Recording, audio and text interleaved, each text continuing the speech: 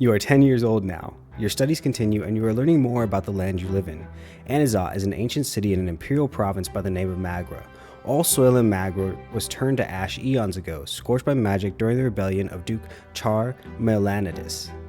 The magical arts are all but gone now, but the scorched earth has remained barren and infertile ever since. Since then, the entire province has lain barren, tormented by cold and scorching winds in equal measure, with few precious plants taking root on their own. All fertile land in Magra is bought elsewhere and brought here by an endless caravan of carts and carriages. To pay for food and soil, the cities of Magra became skilled in many trades, primarily mining and digging for metals and stone. Last fall, there was an explosion just outside the city, followed by clouds of thick smoke. The first such incident frightened the citizens, but then explosions and smoke became an everyday occurrence. Soon, everyone grew used to it. Father explains that the miners are using a new invention called gunpowder. It makes it easier for them to reach the precious stones and metals buried deep within the earth. Then one day, a thunderous explosion rocks the city and black, billowing smoke covers the houses. People are stuck in their homes, all windows tightly shut. The air is impossible to breathe. Nathan coughs all the time. Gloria and you cough only when nobody is watching. If Mother hears it, she'll make you inhale those hot verbal vapors just like Nathan. It takes 2 days for the black smoke to disperse. People pour out onto the streets to meet their friends. Tomas is eager to share everything he knows about this incident with you.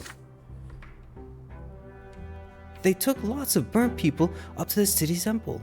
Mom told me she was helping the healers.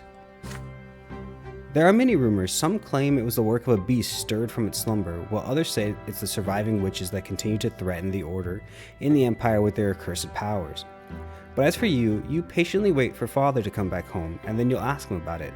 Father spends days and nights working at the prefecture, while Mother spends all her time in prayer. It takes a full week for Father to finally come home, and he's almost completely spent. You muster enough courage during dinner to ask him what happened outside the city. Father raises his head, his face a bleak, weary mask, and starts muttering his proclamation. It's almost as if he doesn't see you. It's the mine outside the city. They were trying to get it to a vein of ore. There was an explosion. The mine caved in and the black smoke started flowing.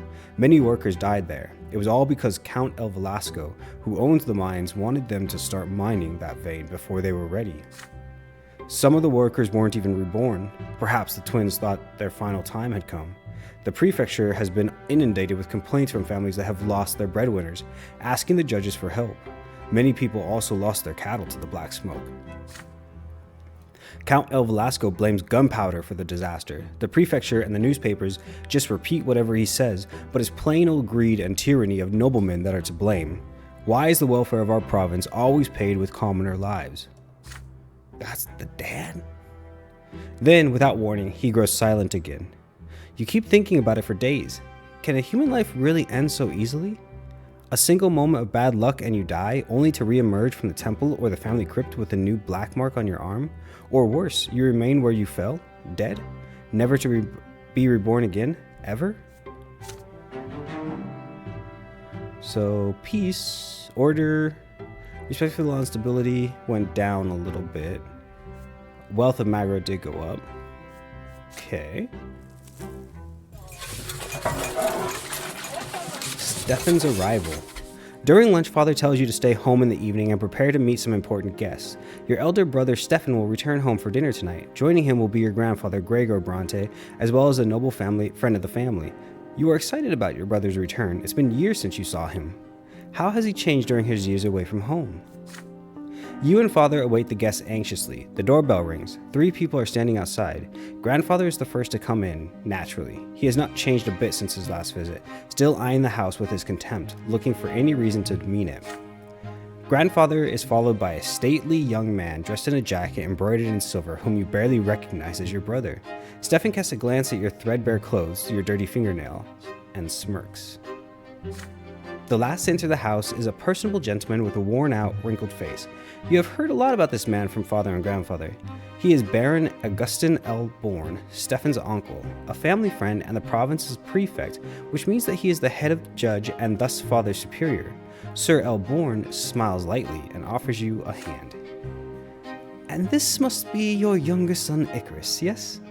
You have your father's eyes, young man.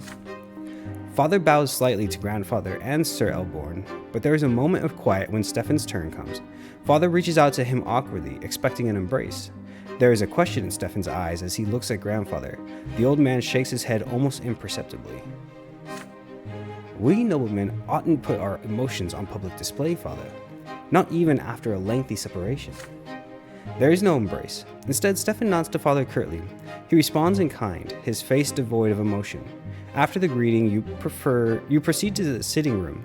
Elborn is the first to enter. He kisses mother's hand, and Gloria's too, and tussles Nathan's hair after he sees him hiding by the table. Grandfather acknowledges them with a glum nod. Greetings, Lydia Brante. I remember you were kind to me when I was but a child, and you must be Nathan. You could barely walk when I saw you last. Your elder brother ignores Gloria completely. Not even a greeting. Jeez. You proceed to the dining room in a dignified manner and take your seats. The dishes smell delicious, but they merely punctuate that overwhelming tension of the table. Elborn is the only one with a friendly smile on his face. The dinner is splendid, Lydia. Did you choose the dishes yourself? You have a truly refined palate. It warms my heart to know Stefan spent his early years with you. Womanly care always does a child good, no matter the estate. Your fork freezes in the air halfway to your mouth. You expect many things from a noble of the sword, but words of praise for a low-born woman are not one of them. You cast a glance at grandfather. He looks like he is about to choke on those words. It would do my grandson more good to stay at boarding school among his equals. Please, Gregor. Parenting is no less important. Nothing can replace a mother's love. I cannot deny it. It saddens me greatly that my late sister could not be there to raise Stefan, but there was still a family for him, and he was surrounded by love. How could that be bad? And besides, his father was by his side all the while. A father's example is always the best. After all, Robert earned the judge's rank the same way you did. Your grandson will surely follow in your footsteps, and who knows, perhaps even the younger men of the Brante family will contribute to the... You clumsy, low-born cretin! Everybody is startled by the sudden outburst. Grandfather's face turns red. He is glaring at a young lady servant holding a pitcher over a glass. Stefan is sitting right next to her, dabbing a napkin on a fresh stain on his jacket. Be gone this instant! The lady servant runs away, leaving the pitcher at a small table by the door. After a quiet moment, Elborn smiles again. It appears the servants have left us, yet dinner is far from over. Worry not, uncle. There are enough commoners at this table to keep us served with food and drink. Ugh. Stefan glares at Gloria across the table. She is sitting right next to you. She shrinks down and hunches over under his gaze. Father furrows his brow. Mother covers her mouth with trembling hand. Grandfather sneers.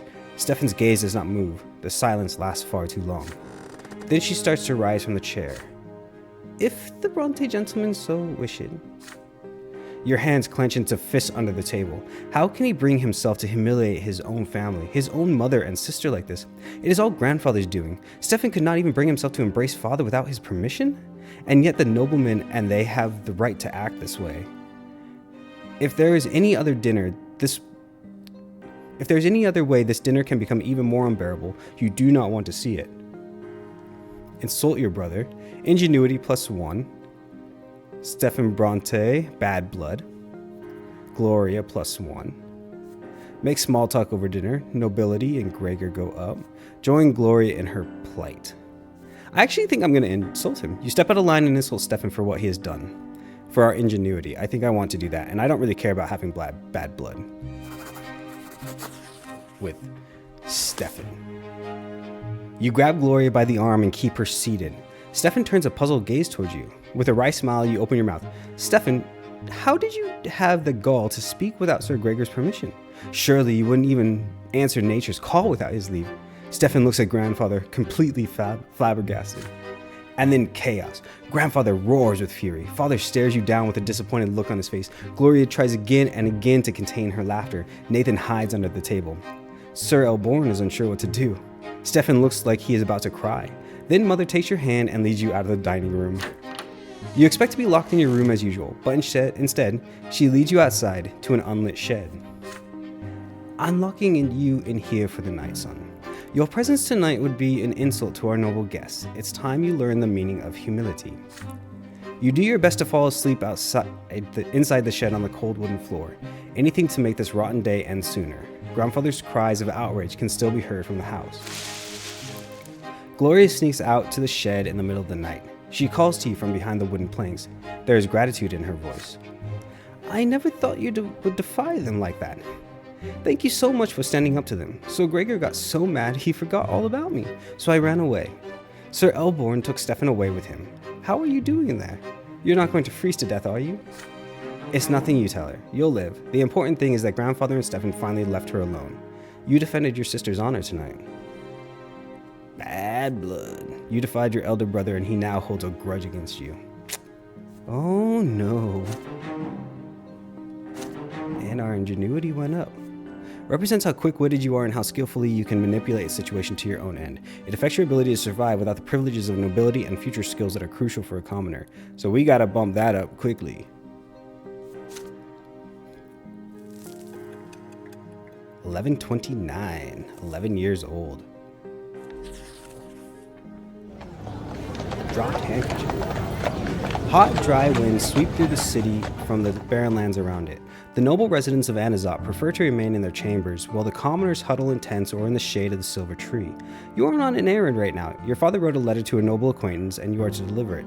Tomas, the boy down the street, is tagging along. The two of you are inseparable now. The errand is an easy one, so you decide to take this opportunity to loiter around the part of Anazot where the nobles live. So here you are, in the middle of the city square, resting on the ancient brickwork by the old fountain in the merciful shade of the gargantuan silver tree. Tomas is by your side, lazily slouching on the edge of the fountain's basin. It's a hard life for commoners like you and me. Either we break your back in a workshop day and night, hoping someone will buy your goods someday, or you become a manservant to some noble. You never get a chance to enjoy life. This is our lot, you remind him. We work and endure and suffer. But Tomas waves your words away. Yeah, I know all that already. Mother keeps drilling that stuff into me. We must be humble. Our strength is patience and persistence. So yeah, I say, but I want to make my fortune no matter what. So how ain't that living by my lot, I ask you? But the lots, they ain't easy. Let's take you, for example, Brante. Your father's a nobleman, but even if that didn't make you one, just look at your hands. You never had to work so hard as me. But we have the same lot, so we're supposed to suffer the same. Or look at your father. He's a judge. He toils at the prefecture day and night doing his judging, and he's a noble? I've never seen an Archaean work as hard as he does. You shrug. The Archaeans are a different race. The books say they were born to rule over humans.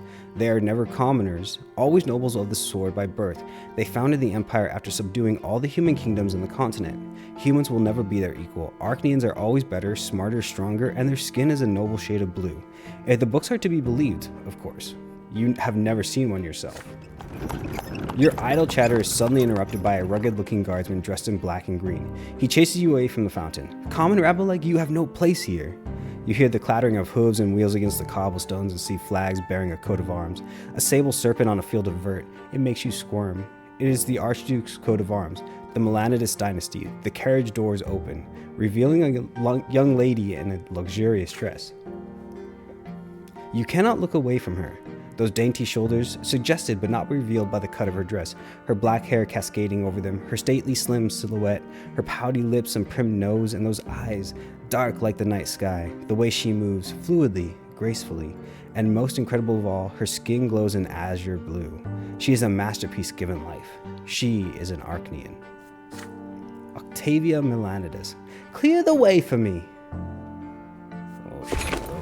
The Melanides guardsmen work quickly to clear the way of the fountain for the Archaean lady. The searing sun dances on her skin in bizarre patterns. With one elegant motion, she reveals a handkerchief, then leans over the basin and wipes her head and neck with his cool water. Well, I'll be. That's Octavia Melanides, our Archduke's own daughter. The Archduke turns away and proceeds gracefully back to her carriage. You see something slip out of her hand and fall into the cobblestones right next to you. Her handkerchief. It's right there by your feet. Intricate craftsmanship, expensive woven fabric, delicately covered, decorated with emerald filigree. Your heart skips a beat. Will you dare draw the beautiful Archaean's attention in order to return her lost possession? Or would you rather not attempt to cross the chasm between you and her? I mean, it's unlocked. We have to, right? Matters of the heart. Willpower goes down to 5 by 5. Octavia Melanides remembers you. You walk up to the Archaean lady to give her back the handkerchief she dropped. Stash the trophy. Or we can keep the trophy as a memento. Nah, we unlocked it. We're gonna choose that one. It takes a moment to overcome your fear. You follow the young Lady Melanides and call out to her in a nervous voice. She turns around, her beautiful face marred by a puzzled expression. You extend the dropped handkerchief towards her. Lady Octavia's face contorts into a sneer. She signs to the guardsman indifferently. A guardsman's gauntlet-clad hand slaps you in the face. It rings your head like a heavy bell. Your nose cracks obediently under his staggering force. The rest of you follow suit, and you fall prone. You can discern the guardsman's voice through the painful din in your ears. Should I take that handkerchief back, lady? After a commoner's hands have befouled it, let him wipe himself with it for all I care. The carriage drives away. Tomas runs up to you and drags you back to the fountain. Your head is still ringing from the blow. The fateful handkerchief is still crumpled in your hands. Jeez Louise. What a time to be alive, my God. And we lost some willpower because of it. Don't like that. Meet a girl. Ooh. That's the girl? No, don't do it, kid. Don't do it. It's not worth it. 11:30, 12 years old.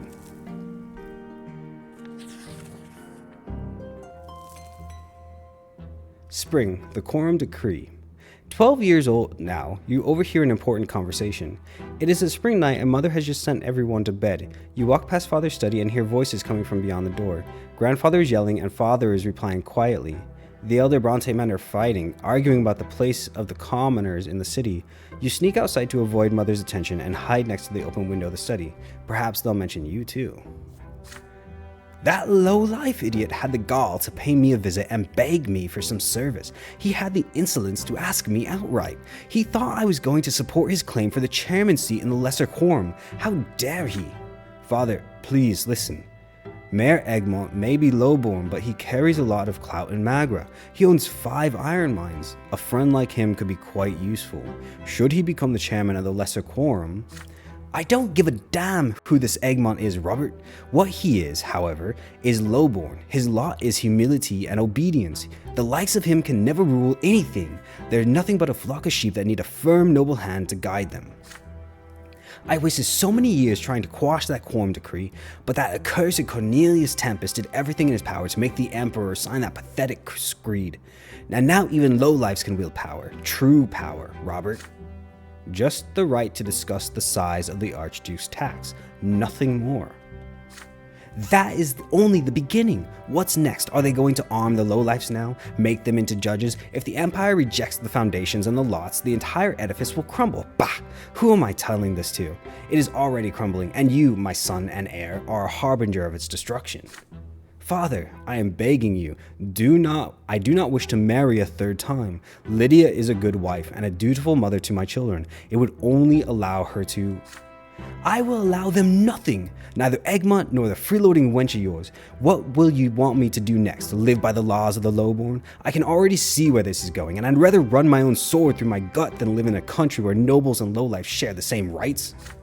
My only dream is to see the name of Brante in the Blue Book, but that dream will never come true. They will never call me Venerable El Brante, and it's all because of this marriage of yours. My only hope now is to hear Stefan addressed in such a manner one day. Thank the twins I didn't let you ruin the boy. He's about to grow up a true nobleman. His children will bear the name of El Brante. You have 2 more grandsons. Those spineless milksops from the common lot, they're incapable of anything. The best your middle son could do is sneak into the Imperial College and get ennobled by the mantle, although I have grave doubts about even that. As for the downtrodden Nathan, I hold out no hope for him whatsoever. You hear grandfather's heavy footsteps, the thudding of his cane, and the slamming of the door. It's time to sneak back home before you're discovered. How long does he live? I guess maybe he has 4 lives left too. Time to start whittling him down. You started studying at the school of Sir Tibur, and begin to master the sciences. A storm of expectations. Finally, the day comes when the teachers stop coming to the house. But before you can breathe a sigh of relief and put away the books, Father asks you to come to his study. You've grown, my son. It's time for you to continue your education away from home. I've chosen a deserving school for you, Sir Tibur's School for the Children of Noblemen and Well-Off Commoners. Naturally, it's not a boarding school for nobles, so you will study there during the day and come home in the evening. You share the news with your best friend, Tomas. Sir Tibur's School, eh? Yeah, I gotta ask my parents to send me there too as soon as they get the coin together. Father says his workshop has toiled day and night for years to save up for my education. The school is based in an ancient estate of Archnean design. The classrooms are tall and spacious with massive branches. The sounds of scraping quills and lectures on history and imperial law and theology echo under the vaulted ceilings. The rules are strict, though lessons tiring. Restless Tomas keeps getting distracted, and several times he gets his hand slapped with a stick for it. Every teacher demands flawless mastery of their subject. Every day, Father asks you about your studies. You have already told him twice how Magra joined the Empire and how the Nobles' Court of Honor is different from the Commoners' Civil Court in the city prefecture, but Father keeps pressuring you to work even harder. When it is time to go to bed, Mother will not let you go to sleep until you recite a newly learned prayer for her. And when it is time to go to school, you promise her every day that you will behave with great humility and steer clear of insolent behavior of any kind, for you still live by the Commoner's lot, and that lot is hard work and suffering. Your first month in school draws to a close, and the teachers announce that there will be exams at the end of the month to determine the best and the worst students in each subject. Father insists that you devote all your spare time to studying law and history if you wish to follow in his footsteps, but when you speak to Mother every day, you start considering theology. You still remember the revelations and divine visions that came to you in your earliest years. You have only one more day until the exam.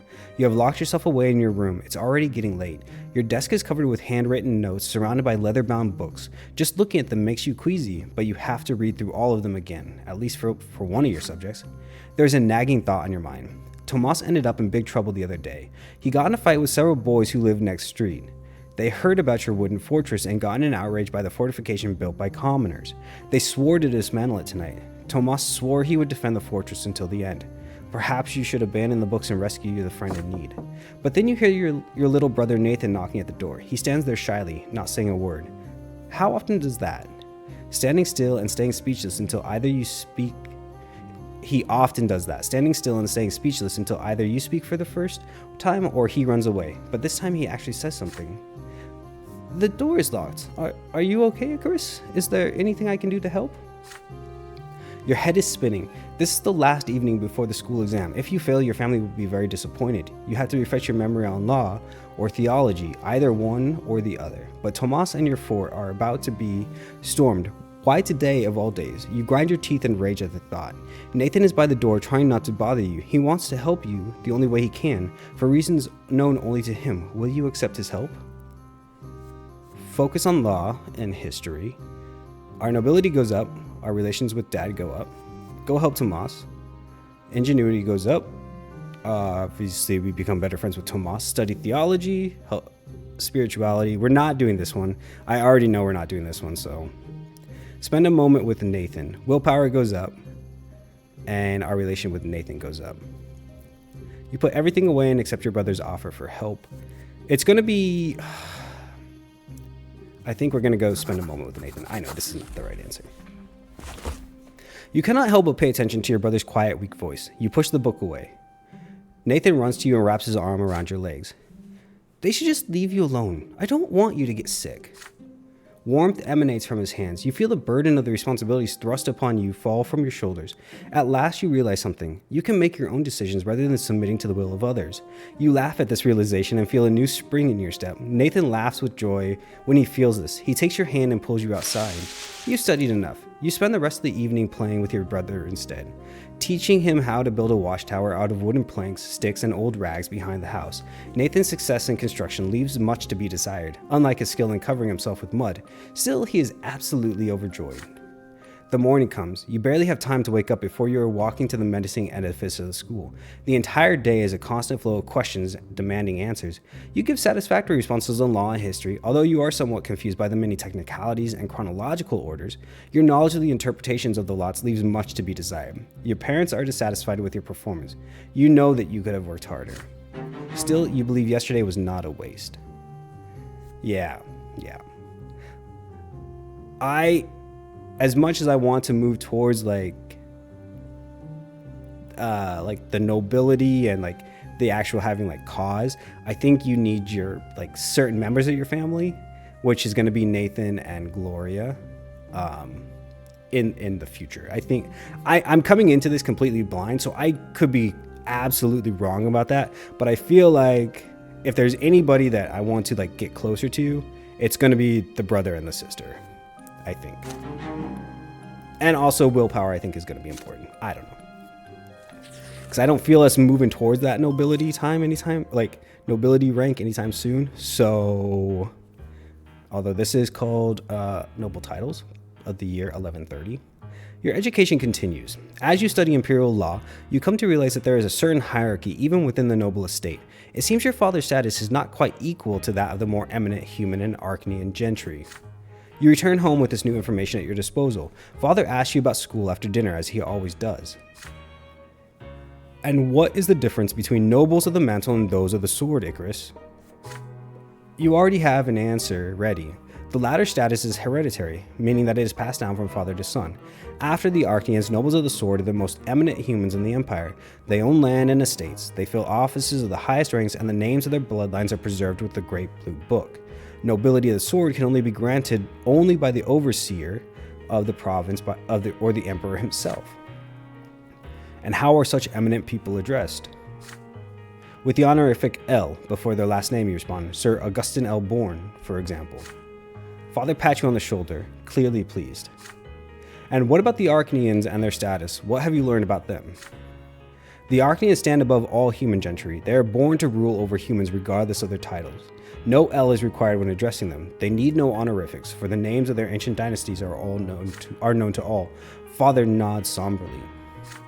Yes, we can never be their equals. Do whatever an Arcanian tells you and never defy them, ever. And what about grandfather and me? Where do we stand as nobles? That is easy. Father and grandfather are nobles of the mantle. This title cannot be inherited, but it can be earned by any commoner as a reward for great service to the empire, in the legion, or as a civil servant. Father suddenly grows quiet and looks you in the eye intently. Yes, and someday you will earn a noble title too, son. And all in due time. Sons of the nobility. Sir Tiber's school teaches children of all stripes. Nobles of the mantle and low-born parents can send their sons here, and every passing day the children of the noblemen invent new ways to snub and bully the commoners. Most of the time the bully leading them is Diedrich, the son of the secretary for the city hall, and a self-important slob. The sons of noblemen never pick on you, however. They know that your father has been ennobled by the mantle. However, Diedrich and his retinue soon choose Tomas as their favorite victim. Time and time again, you ask your friend not to pay them any mind, but again and again, Tomas grows angry and snaps at their self-satisfied mockery. It is early morning. The students are busy flocking to the classroom for the next lesson. You wave Tomas over when you see him. He waves back at you, and then a bucket full of slop splashes on him. Needless to say, it is the work of Diedrich and his entourage. You hear his familiar creaky laughter. The tailor's son stinks. How dare he sit next to the decent folk? Tomas clenches his fist. You're dead, Diedrich. He throws himself at Diedrich's haughty entourage like a soldier ready to wage war. He attacks them first. This is just what they expected, and they are free to retaliate. He barely makes one movement before 4 pairs of hands grab him at once. Diedrich sneers and kicks your friend in the belly. Tomas gasps for air and starts coughing. You stand between them as Diedrich readies another kick. The nobleman's son cocks an eyebrow. Why do you mingle with the commoners? He asks. Your father is a noble of the mantle. You ought to be friends with your own kind, your equals, not the dirt beneath your feet. Behind him, 4 boys hold Tomas down and he struggles furiously. The other students are watching you, frozen in fear. Diedrich haughtily extends a hand to you. He clearly expects you to shake it. What will you do? Challenge Diedrich to a fight. Our nobility goes up, and Tomas is better friends. Turn him over to the teacher. You sick the school's authority on Diedrich and his retinue. Admonish the nobleman's son, or shake Diedrich's hand. We're not doing this one. We're not doing this one.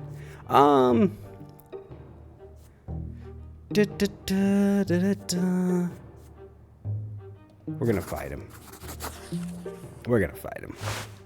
You do not shake his hand. Instead, you challenge Diedrich to display at least some dignity by fighting you one-on-one. That is, if he considers himself a nobleman's son, of course. Diedrich's face grows serious. There is no way for him to refuse this challenge in public.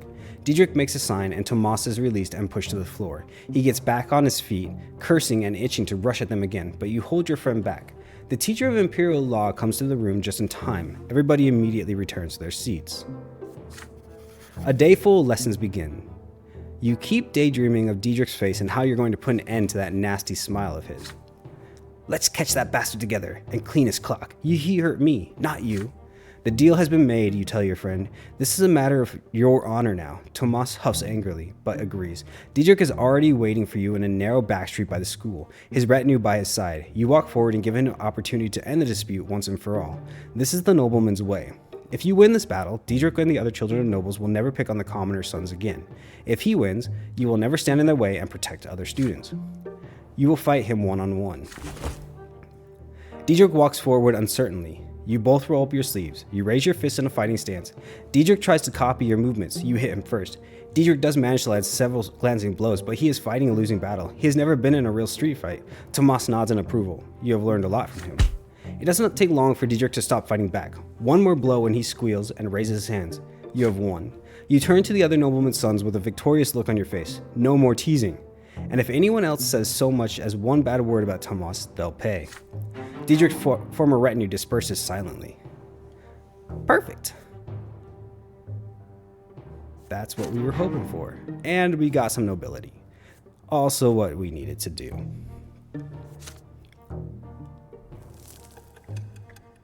(11:31), 13 years old. Today's Friday the 13th. Crazy. The Silver Tree. Your theology teachers tell you more about Anazat. It is more than just the provincial capital. It is also a sacred place blessed by the gods. It is where the twin gods' first disciples spilled their blood, and from that blood grew the sacred silver tree. Its enormous foliage hangs over the city. You see its branches in the sky every day, but you have never approached the trunk of the tree yourself. Today, you will be taking your first trips to the Silver Tree. Your class is visiting a service in the great temple by the tree's very roots. Thanks to your theology teacher, you and the other students will witness this landmark of the twins' advent up close. Everybody is excited. Soon you and the other boys enter the slums surrounding the church district of Anazat. The roots are pulsating under your feet. They spread underground all throughout the area. Pathetic, cramped hovels and filthy streets surround the trunk of the tree. They are home to paupers, day laborers, and preachers. The people of the district bow humbly to you and point you towards the temple. They seem at peace despite the abject poverty in which they live. All who live directly beneath the tree are filled with its divine grace, your teacher says. People come here to make peace with the world and their fate in it. Your class is unusually quiet. Everyone is listening to the rustling of the leaves and the underground beating of the roots. The sky above you is obscured by the tree's canopy. You find the temple of the twin gods right next to the tremendous trunk of the tree. It almost seems a part of it. There's a crowd there. Pilgrims dressed in traveling clothes, paupers and beggars, common people in the city, and the occasional well-dressed noble. There are arguments among some people who are gathered in separate small groups. Many people are wandering around, staring upward at the tree's branches. The tree impresses you with its might and the calm emanating from it. You are filled with a desire to sit down and think of the world, to learn something about yourself, to touch the silver white bark and hearken to the whispering leaves. You are distracted enough to fall back from the rest of your classmates. You notice a small path. It should take you right next to the trunk. A tall, red-haired woman walks out of the crowd of pilgrims. She is wearing a warm white robe. She is no longer young, but her face is youthful and covered in freckles. Her hands clutch a book. You have never seen this lady pilgrim before, yet she looks at you almost as if she has recognized a lifelong friend. She beckons to you and says her name, Mathilde, a preacher from Astynia. What she says next shakes you to your very core. It is commendable to see a young man so keen to learn the teachings of the twins, she says. Yet you will never follow the light of truth within the walls of the temple. Inside you will find only the lies about the lots, the erring words of Prophet Isaias, sanctified by the passage of centuries. Yet anyone who sets out to read the account of the twins' own lives knows that they never so much as mention the lots. The red-haired preacher's words frighten you. They clash with everything you've heard from Mother, everything you've been taught at school. The lots are a lie? You freeze in fear. Should you argue with Mathilde or ask her for more information? Or should you treat her as a madwoman and catch up with your classmates? You suddenly feel a small warm hand grasp your own. You see a girl next to you. She is just a little older than you, wearing a black dress, threadbare, yet almost spotless. Her hair is covered by a handkerchief with only a single golden lock showing. Her brown eyes are burning with rage, her hand pulling you away from the red-haired preacher. You stare in confusion at this strange young girl, your cheeks flushed by the sudden touch. There's just a bit of color on her cheeks too, but then she starts speaking to you quickly. Don't listen to her, she's dangerous. Come to the temple with me, only there will you see the truth. You stand there, surrounded by the crowd of praying pilgrims and the sounds of shuffling feet, torn between two people you have never seen before, and each of them expects you to follow her. But all the while, you hear the whispering of the wind in the tree's branches. The branches reach out to you, almost as if the tree wishes to speak to you itself. Can you hear its voice? Follow the girl to the temple. Matters of the heart, willpower. We get acquainted with Jean. Ooh. Stay with the red-haired pilgrim. Spirituality goes up, Jean goes down. Leave them and approach the tree. Willpower goes up. Or give in to the epiphany, revelation of the tree, spirituality, and we become acquainted with Jean. We're gonna do this one. Yeah. You step away from the girl in black and the woman in white, your eyes transfixed by the tremendous towering trunk of the tree. For some odd reason, you recall Mother's ant farm and the ants hard at work inside, and her face as she explained its laws. It is a fleeting, distant memory, a child's realization about the workings of the world at large, and at this very moment, you see yourself and all the other people for the ants they are. You cannot look away from the tree. The people around you begin to fade away. The voices melt together and disappear. The world that surrounds you feels frozen and still now. The slow swaying of the rustling branches is all there is. The branches catch you and raise you up. You soar in the air, higher and higher along the trunk of the silver tree. The branches, the leaves, their light is blinding. Their light holds you up and embraces you. And at this moment you realize something as clear as the daylight beating down on you from high above. This tree is divine. There is no doubt left in you. This tree was planted by the twin gods and left in this land, an ever-living proof and a mark of the twins' existence. And the tree, it speaks to you. It speaks in a language you understand, in the language you learned long before you were born. It speaks of soothing love and of crystal clear law and of love and law intertwining to bring the miracle of life to you. From this high up, you can clearly see the land below. From here, you can see the entire empire, embroidered with a shining thread of providence, illuminated by the twins' presence. It takes you but a moment to finally realize what the teachers have been talking about all this time. The fates and lots of the people, the workings of life in the empire, it was all created and arranged by the twins. And absolutely everything bears their mark, their design and inspiration.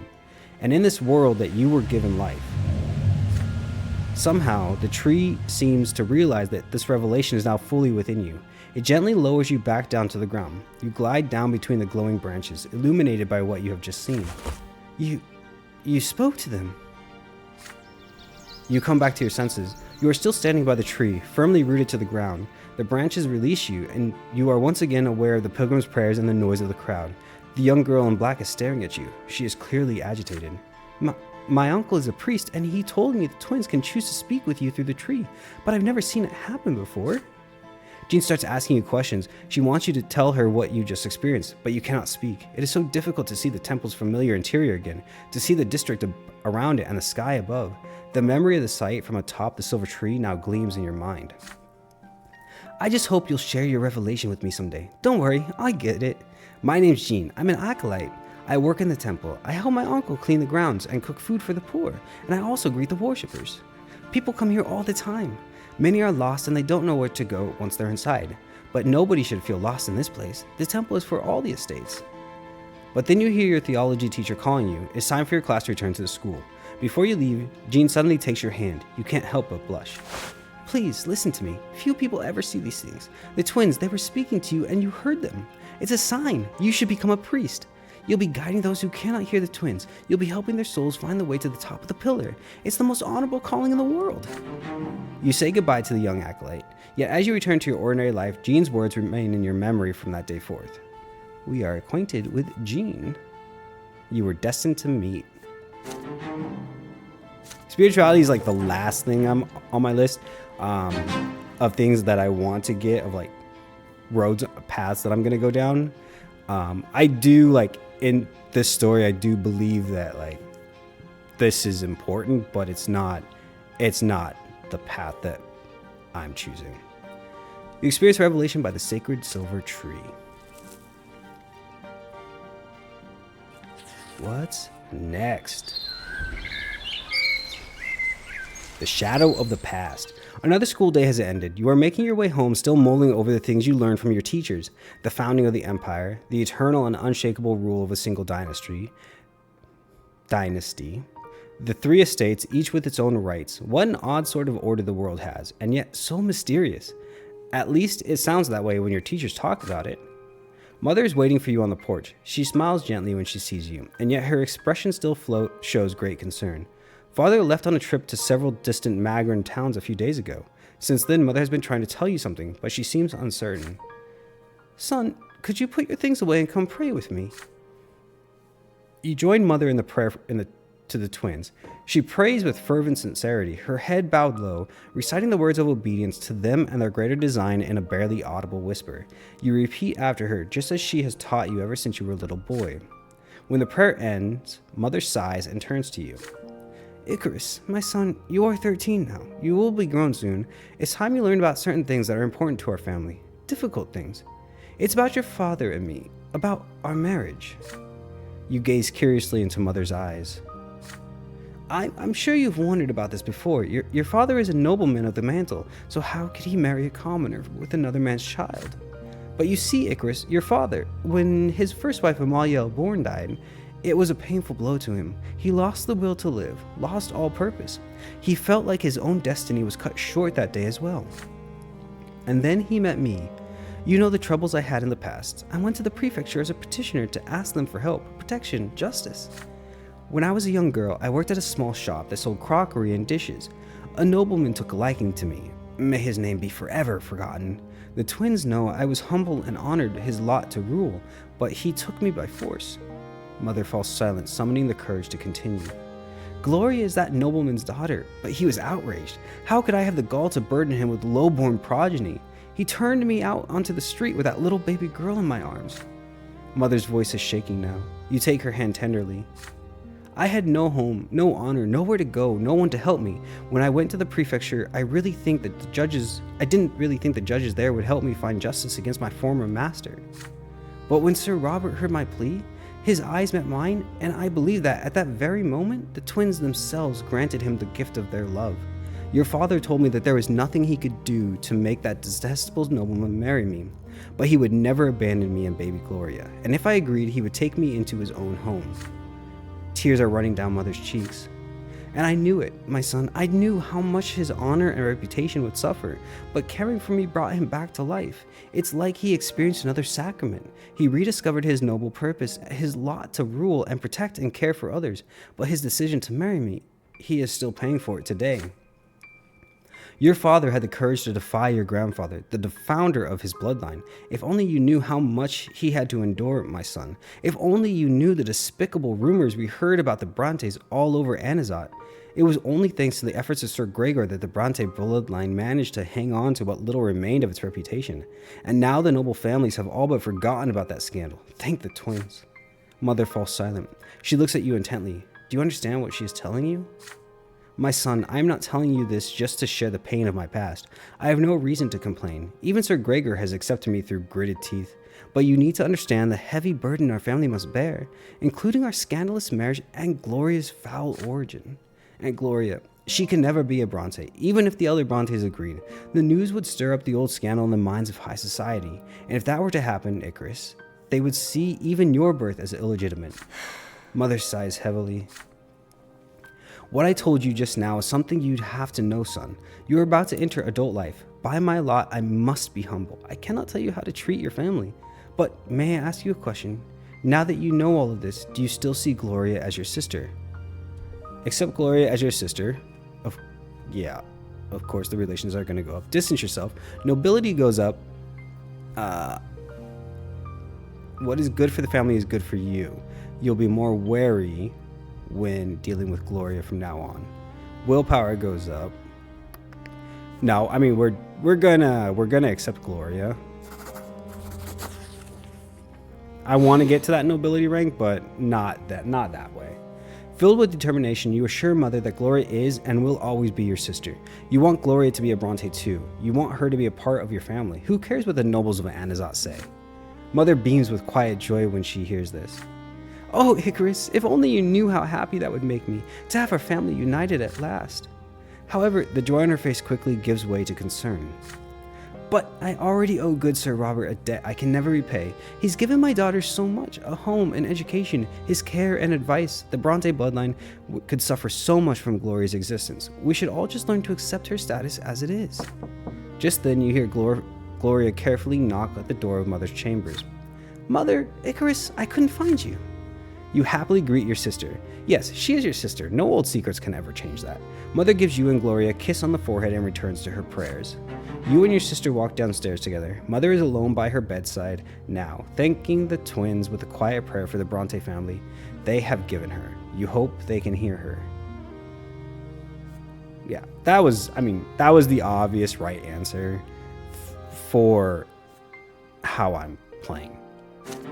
I'm curious to see how other people go through, because I think you could obviously make the argument that the nobility route could give you better relations in the end with them, because it will make you a little bit more powerful to be able to make those choices without anybody else caring.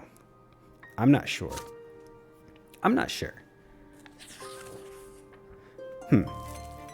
Now I'm questioning myself. The Flash and the Flame, 1131. You are 13 now. Another theology lesson. Today's sermon is about the priest and what the clergy is.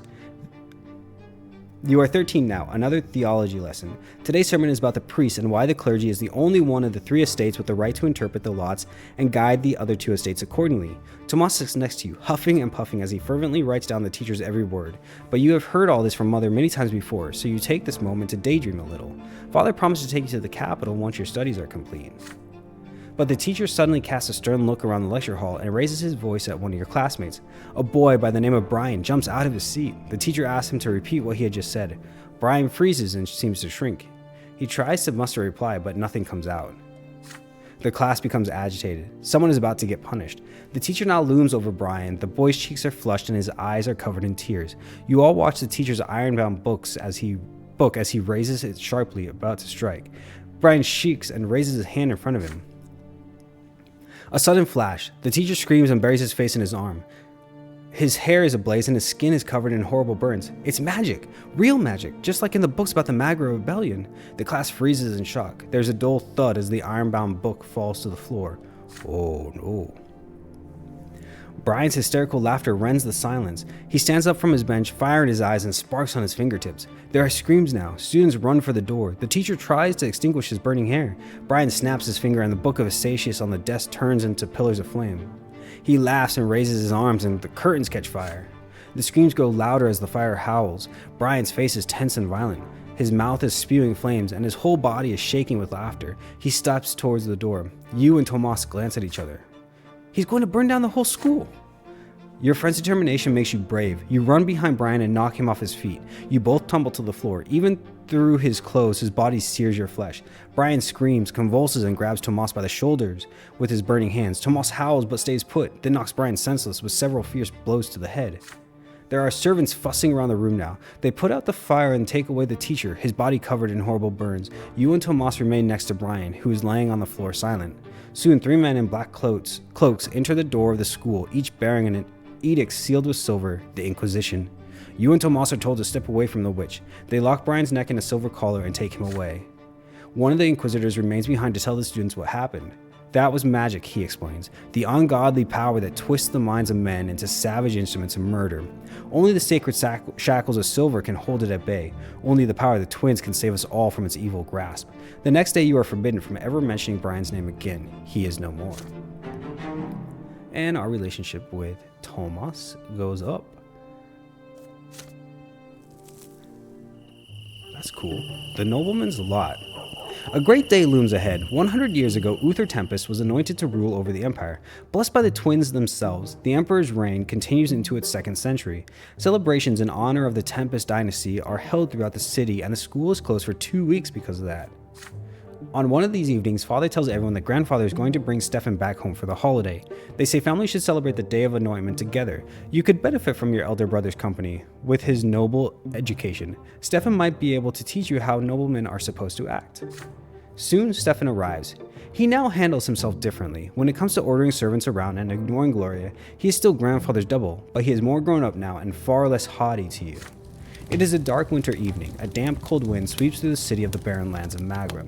You and Stefan are sitting in the library. He is telling you all about Eterna, the capital of the Empire. It is so full of wonders. The Imperial Palace, the enormous Temple of the Twins, the Military Academy, the Imperial College. You have so much. You have read so much about these places, yet he has seen them firsthand. Nathan enters the library. He looks concerned. I can't find Gloria. I looked everywhere. She's not in the attic, not in the sitting room, not in the kitchen. I heard she wanted to sneak off to the ruins of Charmelanidis, his palace. She could be lost in there.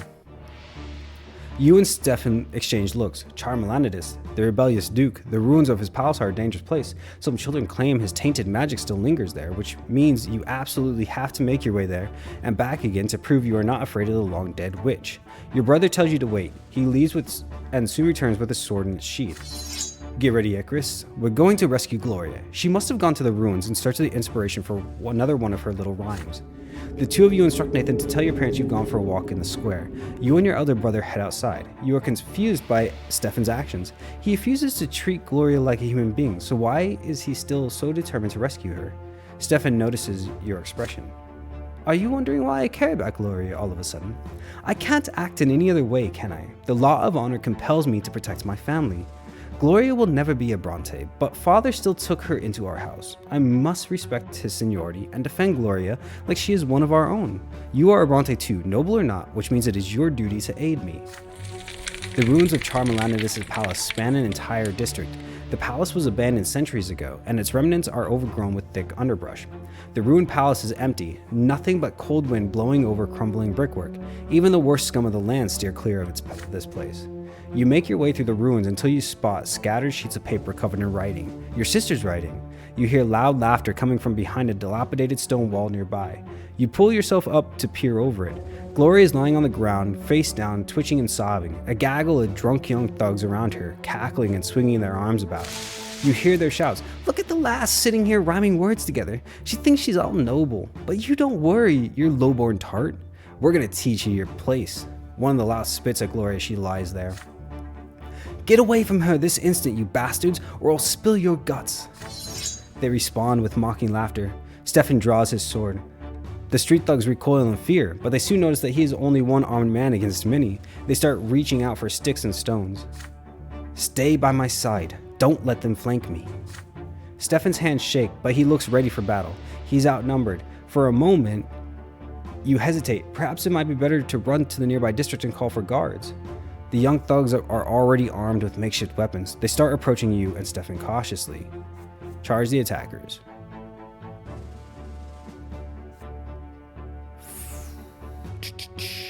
We can't follow orders. Oh, we can't be bad blood. Okay, that's fine. Or call the guards. Ingenuity +1. You leave the fighting to Stefan and run for help. You know what? We're actually just gonna do this. We're just gonna charge the attackers. Hopefully that doesn't lead to a death. The louts try to flank Stefan and surround him. Your brother's sword thrusts and feints methodically, like in a training bout. The thugs keep dodging and jumping away. They've managed to stay safe so far. If things continue like this, soon one of them will flank Stefan, kick the sword out of his hand and bring him down. The ruffians are paying no attention to you, however. For a moment, you want nothing more than to run away. You belong to the common lot. You are not allowed to bear arms, not allowed to fight. But then you take one more look at Stefan, who is almost surrounded, and at Gloria, sprawled out on the ground. I can't act in any other way, can I? Your brother's words ring in your ears. You cannot run. You have to help him, no matter what. You pull a heavy rock out of the old wall. The tow-headed leader of the gang appears behind Stefan's back, ready to knock him down. No time to think. It takes you 3 steps to get to the foe. No time to think. You bash the thug in the head with a rock. The wretch stumbles and falls down. Stefan seizes an opportunity to strike and lunges at the louts. They scatter under his blows. You hear screams and the swishing of the sword. You assault them too, swinging away with a heavy rock, until you catch something pointy in the side. A wave of pain washes over you. Blood starts flowing down your side and onto your leg. Stefan shouts something, but your mind is already fading fast. While the darkness disperses, you find yourself lying in your bed. Stefan is in the armchair next to you reading a book. He is alive, with left arm in a sling and a black eye, but still alive. As for you, it hurts so much when you try to breathe, you cannot help but moan quietly. Stefan looks up from the book. Oh, I really thought we were going to die again. Don't try to get up. You lost a lot of blood. Fortunately, the Archduke's guards got there too late to see you swinging that boulder around. They'd have shown you no mercy otherwise. But I am impressed, Icarus. You were unarmed, but you still fought them. You acted in defiance of your lot. That much is certain, but you fought for our family's honor. You know, brother, the nobleman's lot is also a great burden that few are able to bear. It takes courage not to fight everything you see, but to do your duty. Each and every decision a nobleman makes becomes a part of his family's legacy, flowing in the blood tide forever. I think about it often. A noble mustn't act weak. A noble mustn't suffer like the people of the low-born lot. A noble must rule over them wisely. A noble must ensure that they have work to do. It's not merely your own lot you have to look after. You have to ensure that 1,000 others can live by their lot as well. And there are so many more matters to take care of. Honor, dignity, tradition. It's tough, but it's what it takes to be a nobleman. Do you understand what I'm talking about? For the first time in a long while, your brother looks at you as an equal. It was a pleasure to fight by your side. I'm glad you and I are brothers. Hey, we're back at a difference. Okay, all right. That was a good thing to do.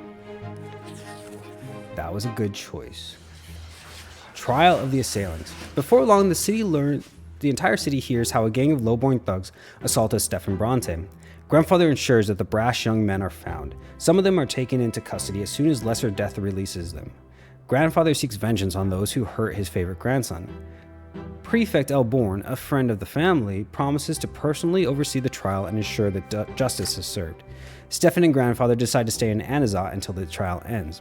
Grandfather demands true death for every single assailant. You ask Father to explain something. How can a legal court sentence criminals to true death? How can worldly judgment overrule the twins' law? Your words are true, my son. Their law is second to none. Yet the twin gods also made the empire and all its ways. The court of law exists to execute the laws of heaven here in the world. Should the court of law sentence a person to death, the law high above will always enforce it, and so every execution brings true death. The commoners who assaulted Stefan, a born nobleman, have committed a grave offense. There is no doubt about that. And yet, according to the emperor's decree, even commoners have the right to defend themselves when they are about to face true death. This means that all of us will have to appear at the trial and testify before the court. Evening comes. Gloria visits your room. She looks crestfallen and her fingers keep reaching for her long hair. You put away your school books and ask what is bothering her. The trial is tomorrow. I thought I was going to appear there too, as an eyewitness. After all, this whole mess started because of me. But Sir Robert isn't even going to mention that I was there. Can you imagine? He says it would ruin the case. Why am I always in the way? Nobody mentions me. Nobody has to listen to me. It's like I don't even exist. And I thought Stefan standing up for me finally meant something. Maybe I will become a part of the family. But no. Everything is back to usual now. Gloria tries her best to hold back the tears. You do your best to comfort her. Father just needs to keep the family out of trouble. If Sir Robert believes that I only bring trouble, why did he take me into the house at all? Gloria runs away. You return to your books, but you can't help but get lost in thought. What if they told the court you weren't there either? How would you feel then? There is a knock at the door. It is Father. He closes the door behind him and sits next to you. There is an exhausted look about him. Son, you will be testifying tomorrow before the court. Please remember that what I'm about to tell you. Gloria wasn't at the ruins at all. You went there with your brother to inspect this historic site. The low-born men insulted Stefan first and then attacked him. Stefan had managed to deal with the assailants on his own by the time the guards intervened. Gloria will cast suspicion on the case if we mention her very existence to the court. The reputation of the family will suffer. Your grandfather will never forgive me if that happens. Do not let me down. We are all counting on you. You recall the night of the fight like it was a moment ago. Gloria sprawled under the feet of those crackling thugs, her poetry, her greatest treasure, scattered on the ground. She thinks she's all noble.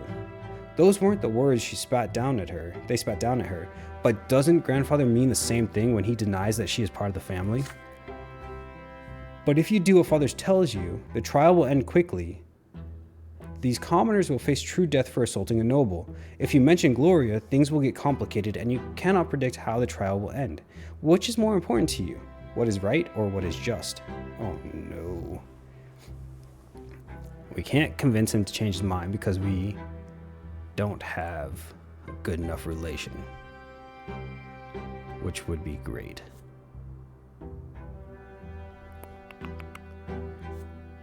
Gloria goes down. Reputation goes up. Unity goes down. You will do as Father told you and avoid mentioning Gloria to the court, or you agree with Father now, but you will tell the truth later. Ingenuity goes up. Our Father will basically hate us. Part of me just wants to do whatever Gregor doesn't want because I hate that man. And so, I really want to do this, but I also don't want to, piss off Dad, you know? But we're going to do it. We're going to lie. We're going to lie to him. We're going to lie. You nod in agreement. You will follow the family's plans for the trial to the letter. A faint smile appears on Father's fatigued face. Thank you, son. This is an important case for our family, and for me as well. I appreciate your support. You watch Father leave your room and consider your options. When should you mention Gloria during your testimony? There is no way you will pretend she was not there. That would not be fair in the slightest. The day comes. The trial takes place in the lesser hall of the city prefecture.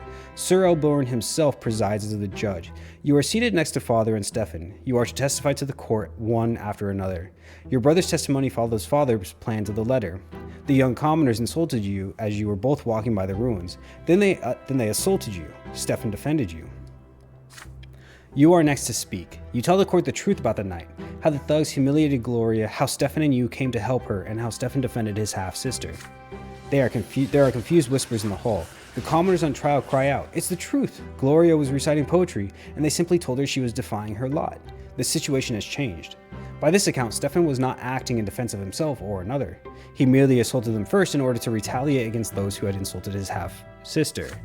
Grandfather's face turns red, yet he remains silent. Yes. All emotion disappears from Father's face. Your brother turns to look at you, disappointed. That's fair. Sir Elborn rises to deliver the sentence. There is bitter regret in his voice as he speaks. With this new evidence in mind, the court of Anazot finds you not guilty of assaulting Stefan Brante, a nobleman. However, you are found guilty of disgraceful conduct and injury to a noble. All 4 defendants are sentenced to 20 lashes each. The carriage is silent as your family drives home. Father asks you to go to the sitting room. You need to talk. Alone. The tone of his voice does not bode well for you. The sitting room door slams shut behind him. You have absolutely no idea what you've done. Why did you have to be so foolish and stubborn? Why? Explain to me. Father is furious. You tried to explain yourself. You only wanted them to treat your sister fairly. Father's face turns red, just like grandfather's did. Treated fairly, he says. His sister, he says. Get out of my sight this instant, both of you. You are in it for a world of punishment, young man. You and your sister, you are nothing but a disappointment to me. Be gone. Next, Father gives his orders. You and Gloria are flogged together, brutally enough to ensure you learn your lesson. Once this ordeal ends, your sister thanks you through tears. At least you tried to stand up for her. Your back will not hurt less for that, but at least you feel better now. When Gloria comes back home the day after, there is a fresh bruise on her cheek. Her dress is covered in dust and her hair is disheveled. You ask her about it, but she does her best to pretend nothing is wrong. When you ask about the bruise, she tells you she just fell. You meet these 4 commoners on the street a few days later. They thank you mockingly and tease you mercilessly. Sir Icarus Brante, they call you sarcastically. You walk away as fast as you can. They laugh behind your back. Whatever happens now, Stefan will not protect you or Gloria anymore. Yep, kinda figured. But this is what I want. Plus our ingenuity goes up, which is also good. Because I think we're kind of drifting further and further away from going that noble route. So, yeah. 1132, 14 years old. And I think we're going to kind of leave that there. Thank you so much for watching. I hope you are enjoying. I will see you all in the next one when we talk about Agony. Great title. Thanks again. Bye.